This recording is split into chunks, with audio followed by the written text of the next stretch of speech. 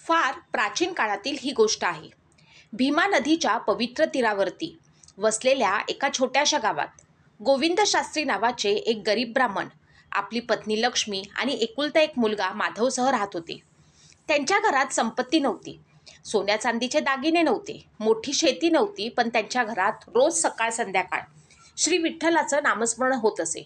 गोविंद शास्त्री दररोज पहाटे उठून स्नान करून तुळशीला पाणी घालत रामकृष्ण हरी विठ्ठल विठ्ठल जय हरी विठ्ठल असा जप करत गावातील विठ्ठल मंदिरात जात असत. मंदिरात काकड आरती झाल्यानंतर ते गावातील मुलांना विनामूल्य वेद, रामायण, महाभारत शिकवत असत. गावातील प्रत्येक जण त्यांचा आदर करत होतं, पण आदराने पोट भरत नव्हतं. दिवसातून कधी एक वेळ तर कधी 2 दिवसांनी एक वेळ जेवण मिळत असे, तरीही त्यांच्या चेहऱ्यावर कधी तक्रार दिसत नसे. गोविंद शास्त्री नेहमी म्हणत, ज्यानं जन्म दिला तोच उदरनिर्वाहाची व्यवस्था करतो. विठ्ठलावरती विश्वास ठेव. गावातच धनराज शेठ नावाचा एक श्रीमंत व्यापारी राहत होता. त्याच्याकडे असंख्य धान्याची कोठारे, तेलाच्या घाणी, बैलगाड्या, दुकाने, सोन्याने भरलेल्या पेट्या होत्या. पण त्याच्या मनात दया नव्हती. तो गरिबांना धान्य उधारीवर देत असे, पण त्याच्या बदल्यात त्यांच्या जमिनी, दागिने किंवा जनावरे ताब्यात घेत असे. तो देवळात रोज मोठमोठी देणगी देत असे, पण ती केवळ लोकांनी आपले कौतुक करावे म्हणून. एखादा भुकेला माणूस दारात आला तर त्याला रिकाम्या हाताने हाकलून देत असे. गावकरी त्याला श्रीमंत म्हणत, पण मनोमन त्याच्या लोभाचा तिरस्कार करत. एके दिवशी आषाढ महिना सुरू झाला होता. पंढरपूरच्या वारीची तयारी गावभर सुरू होती. प्रत्येक घरातून टाळ मृदुंगाचा आवाज येत होता. वारकरी अभंग म्हणत पंढरपूरच्या दिशेनं निघत होते. गोविंद शास्त्रींची अनेक वर्षांची इच्छा होती की संपूर्ण कुटुंबासह विठ्ठलाच्या दर्शनाला जावे, पण घरात एक पैसाही नव्हता. पत्नी लक्ष्मी म्हणाली, यंदा राहू द्या, विठ्ठलाला आपल्या मनाची भावना माहीत आहे. गोविंद शास्त्री हसले आणि म्हणाले, वारी पायी केली तरच विठ्ठल प्रसन्न होतो असं नाही.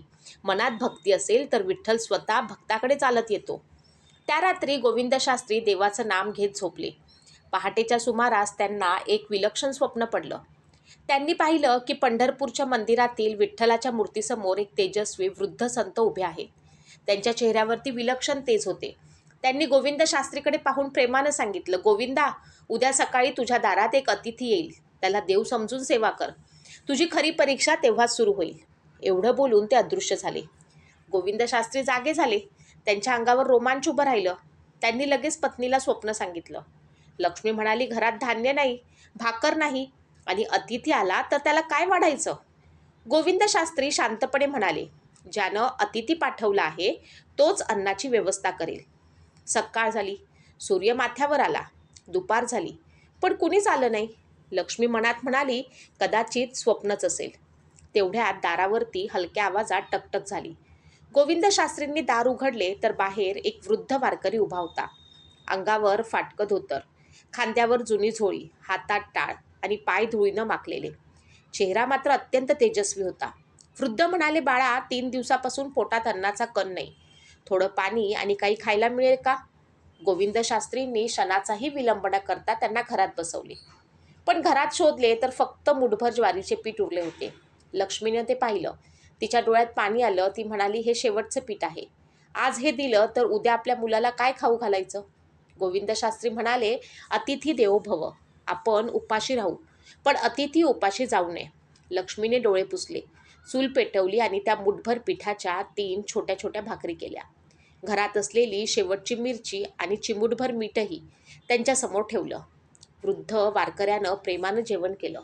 जेवण झाल्यावर त्यांनी गोविंद शास्त्रीकडे पाहिलं आणि विचारलं, तुम्ही खाल्लं का? गोविंद शास्त्री हसून म्हणाले, हो, आम्ही आधीच जेवलो.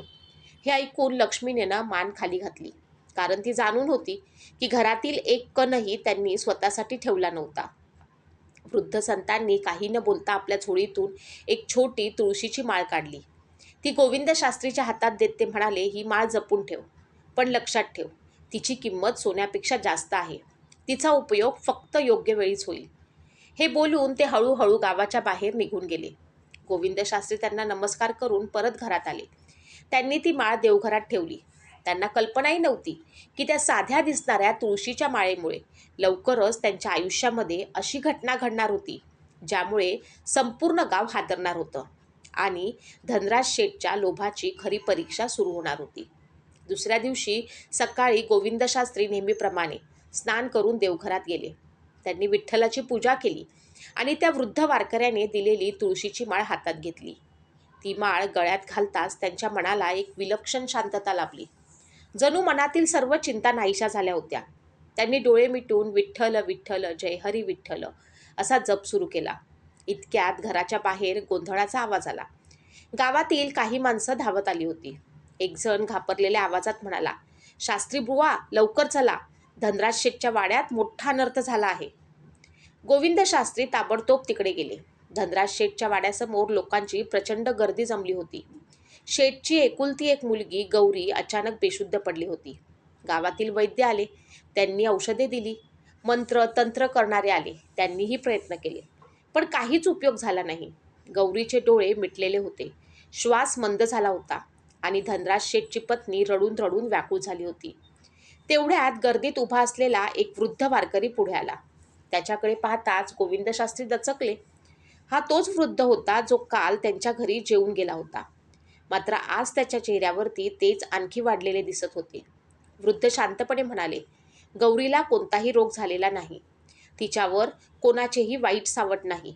तिच्या वडिलांच्या लोभाचा भार तिच्या जीवावरती आला आहे. धनराज शेठ संतापला. तो ओरडला, अरे म्हाताऱ्या, तुला काय कळतं? माझ्याकडे धन आहे, मान आहे, प्रतिष्ठा आहे. माझ्या घरात अशी भाषा बोलायची हिंमत कशी झाली? वृद्ध फक्त हसले. ते म्हणाले, धन आहे पण दया नाही. देवळात सोरं वाहतोस, पण दारात आलेल्या भुकेल्याला कोरडाही घास देत नाहीस. तुझ्या तिजोरीत गरिबांचे अश्रू बंद आहेत. त्या अश्रूंचा हिशोब देव घेतो. गर्दीत कुजबूज सुरू झाली. धनराज शेठनं रागानं नोकरांना आदेश दिला, याला इथून हाकलून द्या. नोकर वृद्धाच्या जवळ गेले, पण जसे त्यांनी त्यांना स्पर्श करायचा प्रयत्न केला तसे त्यांच्या हातातून शक्तीच निघून गेली. ते घाबरून मागे हटले. सगळे आश्चर्यानं पाहत राहिले. वृद्ध म्हणाले, जर तुला तुझ्या मुलीला वाचवायचे असेल तर आज सूर्यास्तापूर्वी 50 गरिबांना स्वतःच्या हातानं अन्नदान कर. ज्या लोकांकडनं अन्यायानं जमीन घेतली आहेस त्यांना ती परत देण्याचा संकल्प कर. हे ऐकून धनराज शेठ मोठ्यानं हसू लागला. मी माझी संपत्ती गरिबांना देऊ? कधीच नाही. वृद्धांनी काही उत्तर दिलं नाही. ते हळू तिथून निघून गेले. संध्याकाळी झाली. गौरीची प्रकृती आणखी खालावली. वैद्यांनी हात टेकले. धनराज शेठची पत्नी त्याच्या पायाशी बसून रडू लागली. ती म्हणाली, धन राहील की नाही माहीत नाही, पण मुलगी गेली तर आपण कशासाठी जगायचं? धनराज शेठच्या मनात प्रथमच भीती निर्माण झाली. रात्रभर त्याला झोप लागली नाही. पहाटे तो एकटाच विठ्ठलाच्या मंदिरात गेला. आयुष्यात प्रथमच त्यानं देवासमोर मान खाली घातली. तेवढ्यात मंदिराच्या कोपऱ्यात त्याला गोविंद शास्त्री दिसले. ते शांतपणे अभंग म्हणत होते. धनराज शेठ त्यांच्या जवळ गेला. त्याचा आवाज थरथरत होता. शास्त्री बुवा, माझी मदत करा. गोविंद शास्त्री म्हणाले, मी साधा माणूस आहे. मदत करायची ताकद विठ्ठलात आहे. मग मी काय करू? गोविंद शास्त्री काही क्षण शांत राहिले. मग म्हणाले, काल जे वृद्ध आले होते त्यांनी सांगितलेला मार्गच खरा आहे. धनराज शेठ म्हणाला, इतकी संपत्ती मी कष्टानं कमावली आहे. गोविंद शास्त्री त्याच्याकडे पाहून म्हणाले, कष्टानं की गरिबांच्या अश्रूंनी? हे शब्द धनराज शेठच्या हृदयाला बाणासारखे घुसले. तो काहीच बोलू शकला नाही. मंदिरातून बाहेर पडताना त्याची नजर विठ्ठलाच्या मूर्तीवर गेली. त्याला क्षणभर असे वाटले, विठ्ठलाच्या ओठावरती मंद स्मित आहे आणि त्याच्या कानात जणू एक आवाज घुमला, दानानं धन कमी होत नाही, पण लोभाने माणूस नक्कीच लहान होतो. त्या दिवसापासून धनराज शेठच्या मनात एक अदृश्य संघर्ष सुरू झाला. एक बाजू म्हणत होती संपत्ती वाचव, दुसरी बाजू म्हणत होती मुलगी वाचव. आणि त्याच वेळी गावात आणखी एक अशी घटना घडणार होती जी धनराज शेठचं संपूर्ण आयुष्य बदलून टाकणार होती.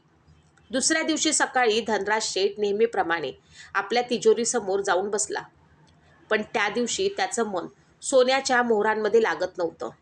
त्याच्या डोळ्यासमोर सतत आपल्या मुलीचा फिकट पडलेला चेहरा आणि त्या वृद्ध वारकऱ्याचे शब्द फिरत होते.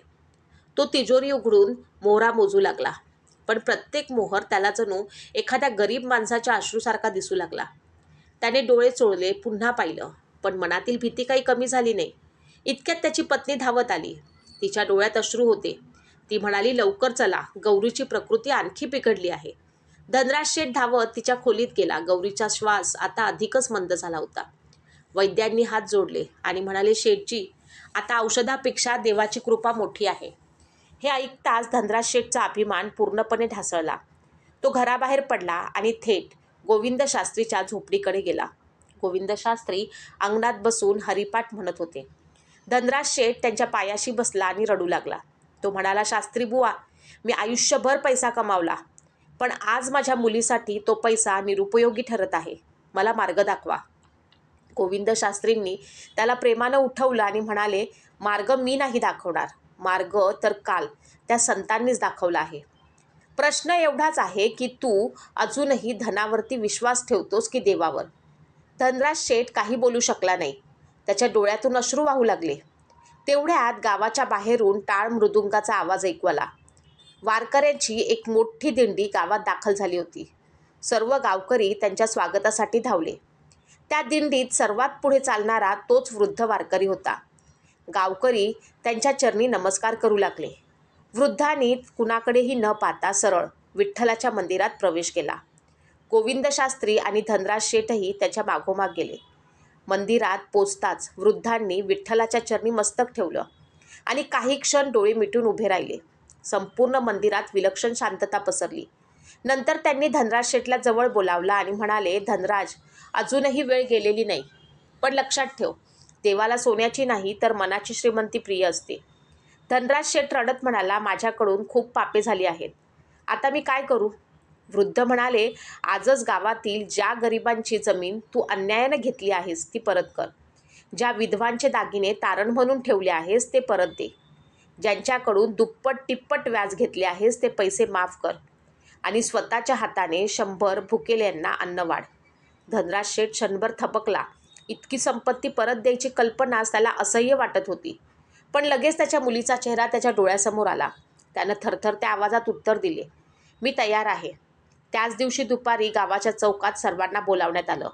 धनराज शेठ स्वतः उभा राहिला आणि म्हणाला, आजपर्यंत मी लोभाच्या आहारी जाऊन अनेकांवरती अन्याय केला. मला क्षमा करा. असे म्हणत त्यानं अनेक कागदपत्रे गावकऱ्यांसमोर फाडून टाकली. ज्यांच्या जमिनी बळकावल्या होत्या त्यांना त्या परत दिल्या. अनेक गरीब महिलांना त्यांचे दागिने परत मिळाले.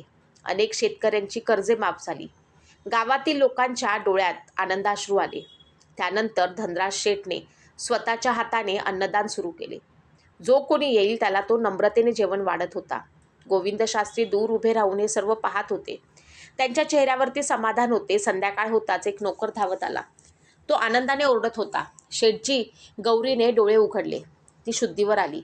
हे ऐकताच धनराज शेठच्या डोळ्यातून अश्रूंचा पूर वाहू लागला. तो धावत मंदिरात गेला आणि विठ्ठलाच्या चरणी कोसळला. तो रडत म्हणाला, देवा, आज मला समजलं की धनानं माणूस मोठा होत नाही, तर दानाने आणि दयाळूपणाने मोठा होतो. तेवढ्यात त्यानं मागे वळून पाहिलं. तो वृद्ध वारकरी कुठेच दिसत नव्हता. मंदिरात उपस्थित प्रत्येकानं सांगितलं की काही क्षणापूर्वी ते इथेच होते, पण अचानक अदृश्य झाले. गोविंद शास्त्रीच्या मनामध्ये काल रात्रीचे स्वप्न जागे झाले. त्यांनी देवघरामध्ये ठेवलेली तुळशीची माळ आठवली. ते घरी गेले. देवघर उघडलं. तिथे माळ होती, पण तिच्याजवळ एक लहानशी चिठ्ठी ठेवलेली होती, ज्यावरती फक्त एवढंच लिहिलं होतं, जो प्रत्येक जीवात मला पाहतो त्याच्यावरती माझी कृपा कधीच कमी होत नाही. गोविंद शास्त्रीच्या डोळ्यातून अश्रू वाहू लागले. त्यांनी ती चिठ्ठी मस्तकाला लावली आणि पुन्हा एकदा विठ्ठलाचे नामस्मरण सुरू केले. गोविंद शास्त्रींनी ती चिठ्ठी आपल्या मस्तकाला लावली आणि त्यांच्या डोळ्यातून आनंदाश्रू वाहू लागले. ते काही क्षण देवघरात बसून शांत राहिले. त्यांच्या मनात एकच विचार सुरू होता, तो वृद्ध वारकरी नक्की कोण होता? दुसऱ्या दिवशी सकाळी ही बातमी संपूर्ण गावात पसरली की धनराज शेठनं सर्वांची कर्जे माफ केली, जमिनी परत केल्या आणि दररोज गरिबांना अन्नदान सुरू केले आहे. कालपर्यंत त्याला शाप देणारे गावकरी आज त्याच्यासाठी प्रार्थना करत होते. पण धनराज शेठला आता त्या स्तुतीचं काहीच महत्त्व वाटत नव्हतं. त्याला फक्त त्या रहस्यमय वारकऱ्याचे दर्शन पुन्हा एकदा घ्यायचे होते. त्यानं आपल्या नोकरांना आसपासच्या सर्व गावांमध्ये शोध घ्यायला पाठवलं. पंढरपूरच्या वाटेवर, धर्मशाळांमध्ये, मंदिरांमध्ये, नदीकाठी, जंगलात सर्वत्र शोध घेण्यात आला. पण त्या वृद्ध वारकऱ्याचा कुठेच मागमूस लागला नाही. काही दिवसांनी आषाढी एकादशी आली. संपूर्ण गाव दिंडीसोबत पंढरपूरला निघालं. यावेळी धनराज शेठही साधे पांढरे कपडे घालून अनवाणी पायी चालत होता. त्याच्या खांद्यावर टाळ होती आणि ओठांवरती विठ्ठल विठ्ठल जय हरी विठ्ठल हा जप होता. गावकऱ्यांना आपल्या डोळ्यावरती विश्वास बसत नव्हता. जो माणूस कालपर्यंत गरिबांना आपल्या दारातून हाकलून देत होता, तोच आज त्यांच्या पायांना चिखल लागू नये म्हणून रस्त्यावरचे दगड बाजूला करत होता. अनेक दिवसांच्या प्रवासानंतर दिंडी पंढरपूरला पोचली. चंद्रभागेत स्नान करून सर्वजण विठ्ठलाच्या दर्शनासाठी रांगेत उभे राहिले. गोविंद शास्त्री, लक्ष्मी, माधव आणि धनराज शेठही त्या रांगेत होते. अनेक तासांनी त्यांचा क्रमांक आला. गोविंद शास्त्रींनी विठ्ठलाच्या चरणी मस्तक टेकले आणि डोळे उघडताच ते स्तब्ध झाले. त्यांना क्षणभर असे वाटले की विठ्ठलाच्या मूर्तीच्या चेहऱ्यावर त्याच वृद्ध वारकऱ्याचे तेजस्वी रूप दिसत आहे. त्यांनी पुन्हा डोळे चोळले. समोर नेहमीचीच विठ्ठलाची मूर्ती होती. तेवढ्यात मंदिरातील एक वृद्ध पुजाऱ्यानं त्यांच्याकडे पाहून विचारलं, बाबा, तुम्ही त्या वारकऱ्याला शोधत आहात का? गोविंद शास्त्री आश्चर्यचकित झाले. ते म्हणाले, हो महाराज, पण तुम्हाला कसं कळलं? पुजारी मंद हसले. ते म्हणाले, अनेक वर्षांपासून अशीच एक गोष्ट आम्ही ऐकत आलो आहोत. जेव्हा एखाद्या भक्ताची श्रद्धा खरी असते आणि एखादा लोभी माणूस आपल्या कर्माने बदलण्याची वेळ येते, तेव्हा विठ्ठल स्वतः एखाद्या साध्या वारकऱ्याच्या रूपाने येतो. तो कोणाला दिसतो, कोणाला नाही, पण ज्यांना तो भेटतो त्यांचं आयुष्य कायमचं बदलून जातं. हे शब्द ऐकताच गोविंद शास्त्रींच्या अंगावरती रोमांच उभं राहिलं. धनराज शेठही त्यांच्या शेजारी उभा होता. त्याच्या डोळ्यातून अश्रू वाहत होते. तो म्हणाला, म्हणजे मी ज्यांच्याशी उद्धटपणे बोललो ते स्वतः पांडुरंग होते? पुजारी शांतपणे म्हणाले, देवाला ओळखण्यासाठी डोळे नव्हे तर मन शुद्ध असावे लागते. त्या दिवशी दर्शन झाल्यानंतर सर्वजण मंदिराबाहेर आले.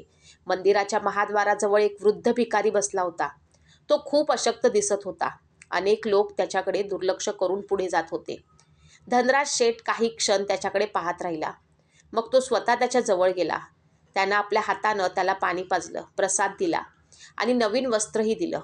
भिकाऱ्यानं त्याच्याकडे पाहून हसत एवढंच म्हटलं, आज तुझी खरी वारी पूर्ण झाली. हे शब्द ऐकताच धनराज शेठ डचकला. तो पुन्हा त्या भिकाऱ्याकडे पाहू लागला, पण क्षणातच गर्दीत तो भिकारी कुठे गायब झाला ते कोणालाच कळलं नाही. धनराज शेठला पुन्हा त्या वृद्ध वारकऱ्याची आठवण झाली. त्यानं दोन्ही हात जोडले आणि आकाशाकडे पाहत म्हणाला, देवा, आता मला तुझे दर्शन घ्यायची इच्छा नाही.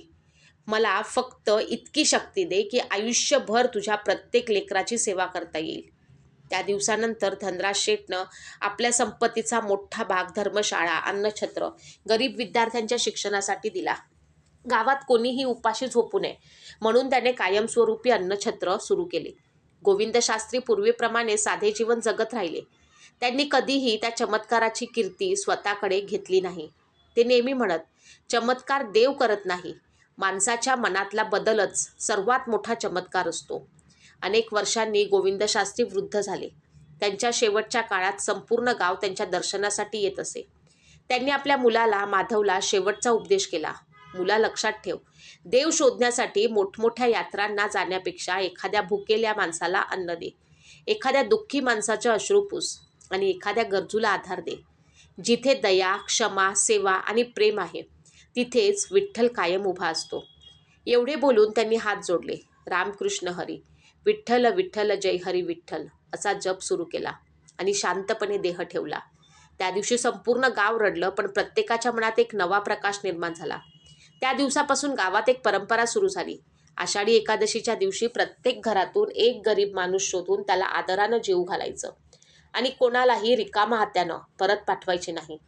गावकऱ्यांचा विश्वास होता की कोणत्या रूपात पांडुरंग आपल्या दारात येईल हे कोणालाच माहीत नसतं.